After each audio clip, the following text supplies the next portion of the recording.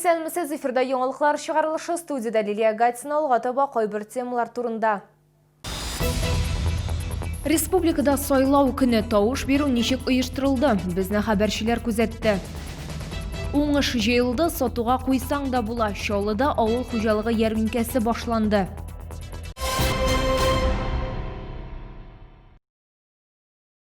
Чаллыда Татарстан Республикасы президентын һәм Чаллы шәһәре муниципаль берәмлегенең 4-нче чакырылыш шәһәр советы депутатларын сайлау уза. Сайлау участоклары иртәнге 8-дән кичке сәгать 8-гә кадәр эшли. Һәр сайлау участогында сайлау комиссиясе әгъзалары, күзәтүчеләр, хукук саклау органнары хезмәткәрләре өчен дә, тавыш бирүдә катнашучы гражданнар өчен дә шәхси саклану чаралары кулланып, барлык саклык чаралары күрелгән. 15 сәгатькә булган мәгълүматларга караганда 284,652 сайлаучы үз тавышларын биргән. Бүген сайлау участогында шәһәр мэры Наил Мәгъдиев та үз тавышын бирде. Республика президентына кандидат Олег Коробченко вакытыннан алда сайлауларны өстән күрде. Тулырак хавылга таба. Татарстан президентына кандидат булган Олег Коробченко вакытыннан алда тавыш бирде. Үсеш партиясының республика лидеры сүзләренә караганда, Татарстан президенты үз илен һәм республиканы яратырга һәм үз халкы өчен горур булырга тиеш. У нас есть огромное количество текущих задач. Самое главное их не бросить. Наша партия, у нее есть задачи по созданию несырьевого сектора экономики, уйти от зависимости продажи нефти и газа. И есть планы, которые нужно сделать. Чаллы мэры Наил Мәгъдиев та үз тавышын бирде. Шәһәр башлыгы 47-нче комплекста урнашкан 23-нче мәктәптә булды. Бу елны сайлаулар югары дәрәҗәдә оештырылган дип билгеләде ул. Напомню, что социологические опросы, которые мы проводили, говорят о том, что жители города Набережные Челны, более 70%, готовы были принять участие в голосовании. Поэтому это было на 1 августа. Я думаю, что цифра это в этом районе и будет. Кичке сәгать 8-дән соң тавышларны санау башлана. Сайлаулар нәтиҗәләре якын көннәрдә игълан ителәчәк. Лилия Гатина, Валерия Новожилова, Сергей Вильданов, яңалыклар. Кайда булуга карамастан барлык теләүчеләр дә үз тавышларын бирә алдылар. Кайбер учреждениеларда күчмә сайлау участоклары да эшләде.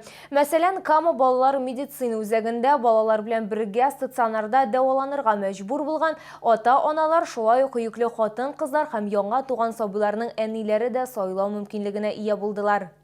Подойдите ко мне, пожалуйста. Можно бланк заявления? У меня нет. 200-дән артык яшәни үзләренең гражданлык бурычларын үтәп Татарстан президентын һәм шәһәр советы депутатларын сайладылар. Шәһәрдәшләребез сүзләренә караганда, мондый ысул алар өчен бик уңайлы, чөнки хастаханәдән китәргә мөмкинлек юк. Мы вот попали в больницу, к сожалению, не можем у себя голосовать в своем населенном пункте. И очень удобно. К нам сами приезжают, все для нас делают. Сайлауларда һәркем катнаша ала. Моның өчен медикларга тавыш бирү теләге турында хәбәр итәргә кирәк. Әлбәттә, үзең белән паспорт булу мәҗбүри. Сегодня мы пришли в КДМЦ, несколько отделений обходим. Здесь мы должны проголосовать, у нас должны где-то около 200 человек. Мамочки, которые поступили с родами, которые с малютками лежат. Бирдә сайлаулар вакытында барлык кагыйдәләр үтәлде. Комиссия әгъзалары да, җәмәгать күзәтчесе дә, яшерен тавыш бирү өчен махсус урында бар иде. Бюллетеннар өчен урны мөхөрләнгән. Лилия Гатина, Диана Малярова, Сергей Кищенко, яңалыклар.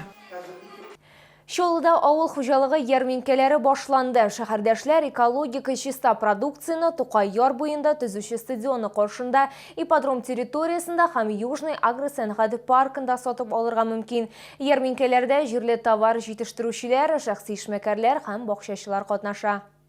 Ипподром территориясында сәүдә иртәнге 8-дә башланды. Киштәләрдә ит, сөт продукциясе, икмәк әйберләре, бәрәңге һәм балның төрле сортларын күрергә мөмкин. Барлыгы шәһәргә 10 миллионнан артык 340 тонна авыл хуҗалыгы продукциясе китерелгән. Юка балы җитештердек, карабудай балы.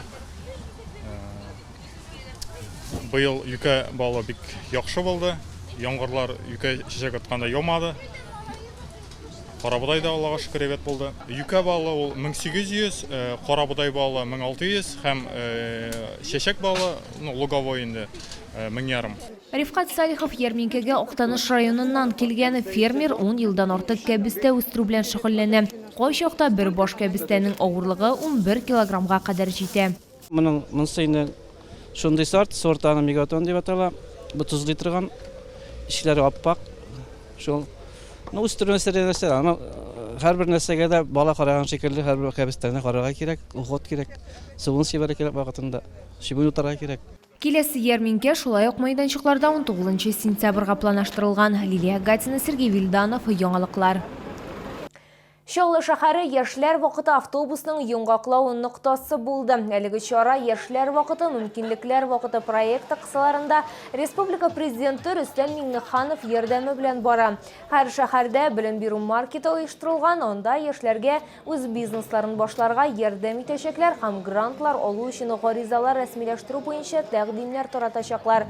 Катнашучыларга барлыгы 8000 километрга якын юл узып, 631 талантлы яшьләр проектын карады. У нас команда автобуса, она разнообразна, это представители министерств, подведомственных учреждений, молодежных организаций, лидеров и победителей разных проектов. То есть это люди с бэкграундом, которые могут подсказать уже своим опытом, где-то, может быть, какие-то лайфхаки показать, как это правильно сделать, чтобы там юному человеку, молодому человеку или кто это пробует впервые, было легче. Вот, ну то есть мы здесь готовы делиться своим опытом. Шолыда ел сайын үткәрелә торган автосессия 2020 конкурсы узды. Онда югары уку йортлары, күлият һәм техникум студентлары катнашты. Автоинспекторлар фикеренчә, конкурс машина йөртүчеләргә юл хәрәкәте кагыйдәләрен ныгытырга һәм фигуралы йөртү күнекмәләрен истә калдырырга ярдәм итәчәк. Толырак халдагы сюжетта. Бәйгедә һәркем катнаша ала, иң мөһиме тиешле категорияле машина йөртү хокукына ия булу, автомобиль һәм юл хәрәкәте кагыйдәләрен белү. Яшь машина йөртүчеләр өчен беренче бирем теорияны тапшыру. Катнашучылар 10 минут эчендә 20 сорауга җавап бирергә тиеш. Я за рулем каждый день, поэтому я все эти правила знаю. Икенче этап машина йөртү барысы да автоинспекторларның сизгер күзәтүе астында үтә. Хәтта иң кечкенә хаталар да билгеләнә, чөнки юл ялгышларны кичерми.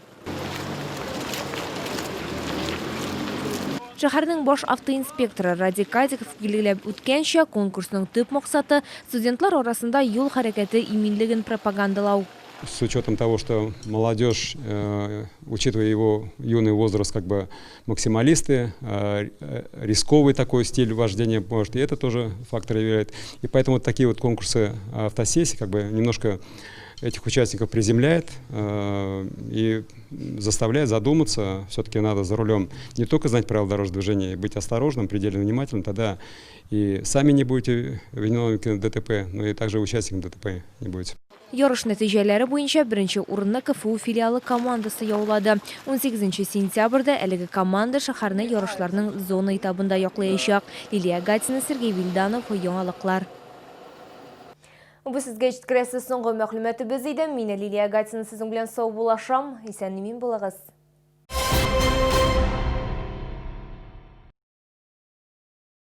Центр детского технического творчества номер 5 проводит набор на программу дополнительного образования «Детская инженерная академия» по подготовке юных специалистов в области инновационных технологий. По окончании обучения выдается свидетельство о получении дополнительного образования. Телефон 56 34 86.